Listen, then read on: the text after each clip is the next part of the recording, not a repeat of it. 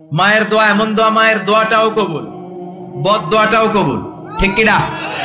যদি এমন হতো শুধু দোয়াটা কবুল, তাহলে দোয়া না করুক সমস্যা নাই, কিন্তু বদ দোয়া করলেও কবুল করে কে?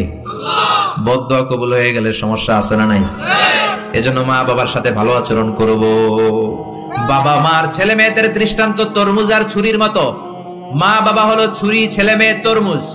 তরমুজ নিচে রেখে উপর থেকে ছুরি মারলে তরমুজ কেটে যায়, আবার ছুরি নিচে রেখে উপর থেকে তরমুজ ফেললেও তরমুজ কেটে যায়। উভয় অবস্থায় তরমুজের ক্ষতি হয়, ছুরির কিছু হয়। কথা বুঝতে পেরেছেন? এই জন্য যত বড় আল্লাহর ওলি আপনি হন না, মা বাবা বদদোয়া দিলে কিন্তু লেগে যাবে, ঠিক কিনা? বনি ইসরাইলের একজন আবেদ ছিল, নাম জুরাইজ। নাম কি? বুখারীর বর্ণনা, প্রামাণ্য বর্ণনা আপনাদেরকে শোনাচ্ছি। জুরাইজ সে একজন অনেক বড় আল্লাহর ওলি। তাহাজ্জুদের নামাজ পড়তো রাতে।